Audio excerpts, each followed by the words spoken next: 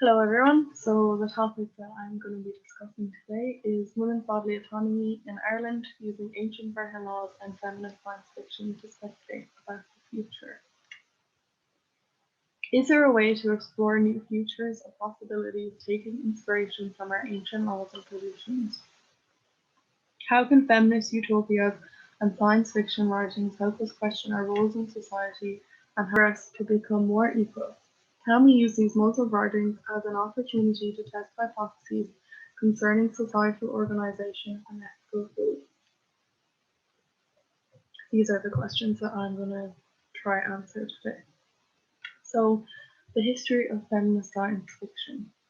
The Challenge, wrote Marilyn Lake, describing women's liberation as the Great Awakening, was to invent new frames of reference, new forms of knowledge, new modes of living.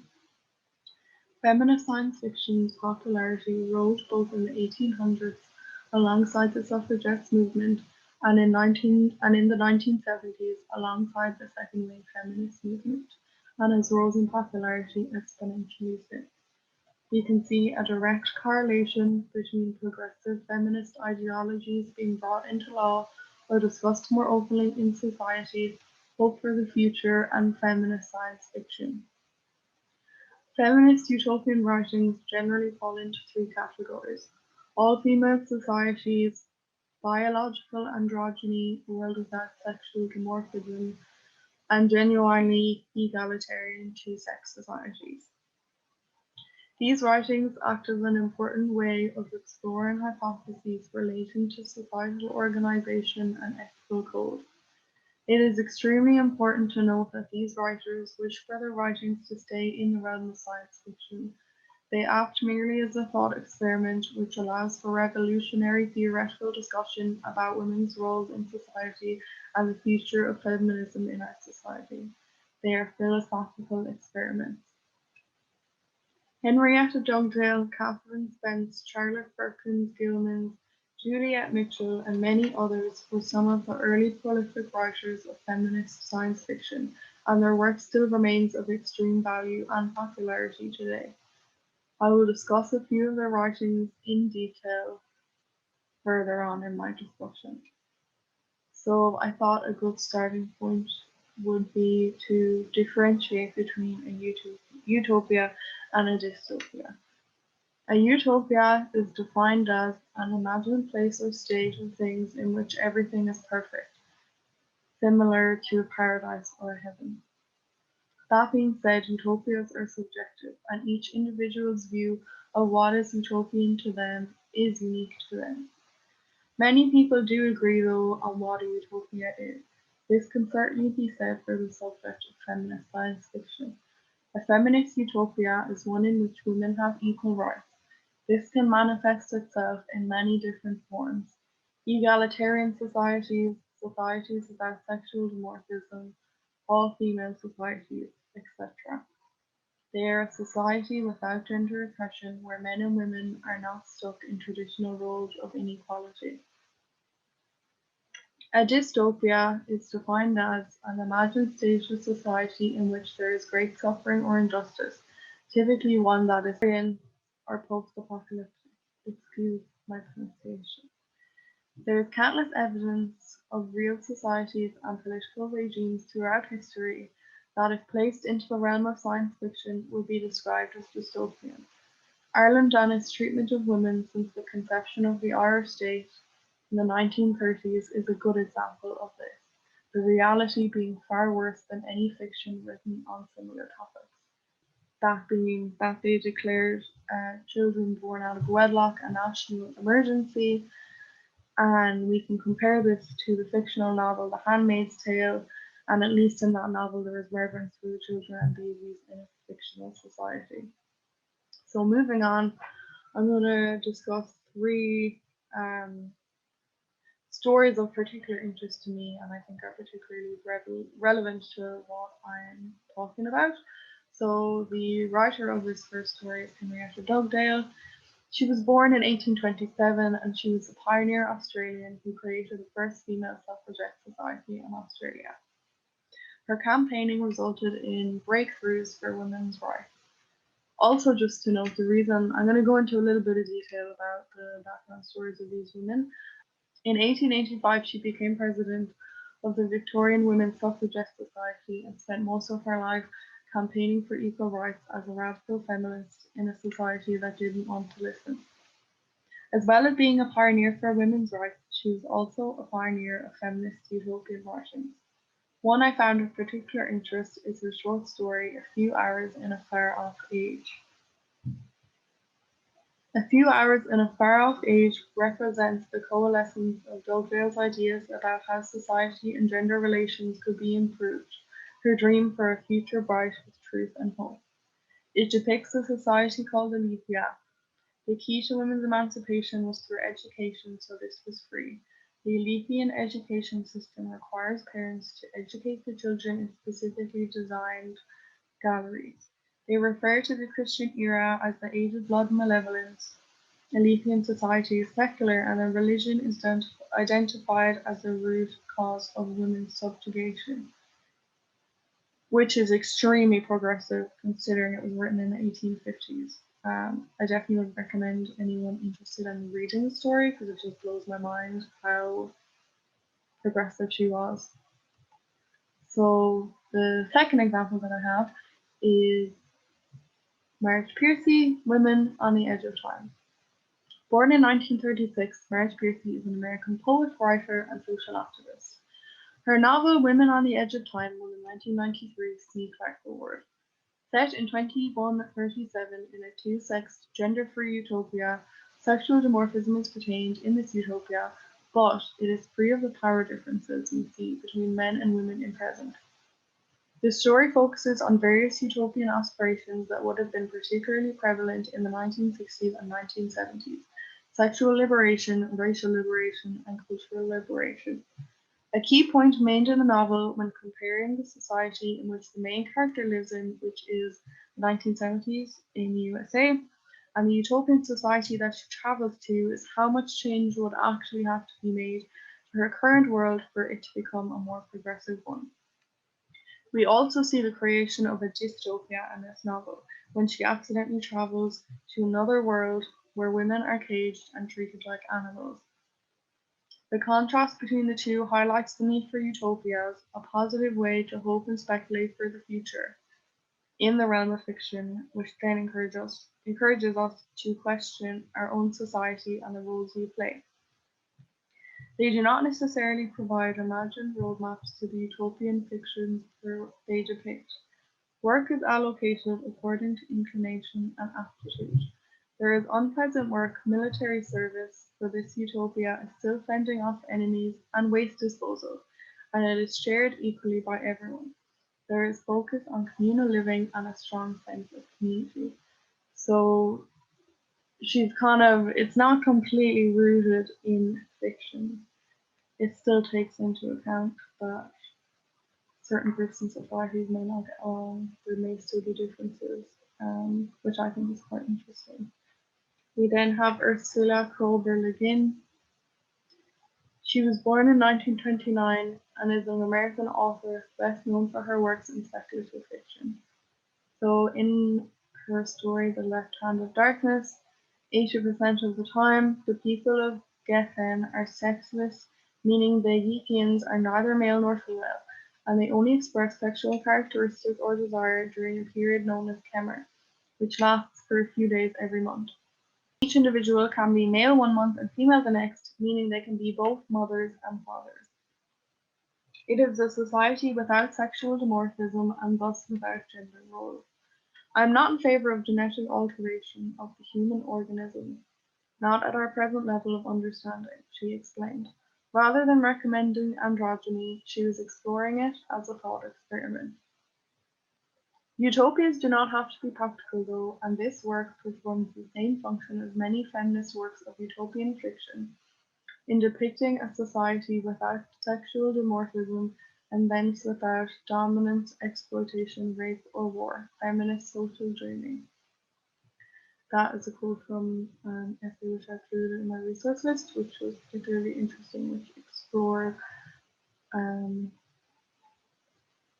feminist utopian writings in the 1970s. So moving on from that, I thought it'd be good to include an actual example of a speculative design project where they kind of took the topics that I'm discussing and turned them into a project. Is Japan 2050? This project was conducted in Tokyo, a city of historical significance in Japan. It was a runner-up in the Core 77 Speculative Design Awards 2020, which is how I became aware of the project. Using theories of transition design, we reached a hypothetical and humane vision that the life of the nobility in the Heian era will be again the future utopian lifestyle. Like us today, they already had sophisticated desires such as desires for approval, self-fulfillment, and mental gratification in Maslow's desire model. In this way, we speculated the place-based and decentralized future visions and proposed a pluriverse from a country other than Europe and the United States. We argue the possibility of generating visions and solutions rooted in local culture, tradition, and history rather than science and technology. So that's a quote from Masashi Uebuchi discussing his aims and the reason for the project. So adolescent depression and mental health issues are especially prevalent in Japan, so these took a key focus within the project. So, and again, another quote, under these circumstances, we aim to speculate a humane vision where everyone can live with a purpose. So here's an example from their research, it's available on the Core 77 website. So they kind of have comparing 1,000 years ago to present to possible future. So today, what is important? Money is important. Network and credit is important. We kind of meet our esteem and social needs through messaging and Instagram, which is even more relevant now in the time of COVID. And all people have the right to maintain the minimum living wage. So 1,000 years ago, money was not of concern for people. Network and credit was important, and people met esteem needs with waka and culture. That being said, only nobles could satisfy basic needs, so it wasn't. So then looking at the possible futures, there could be no need to think about money. Network and credit could still be important, and people could meet their esteem needs through doing valuable activities. And all people could satisfy basic needs, food, living, safety, etc., rather than only some or people, being stuck in a capitalist system trying to survive, really. So I thought that was a good example to discuss. So moving forward, how do we take all these concepts that I've talked about and apply them to Ireland and our society?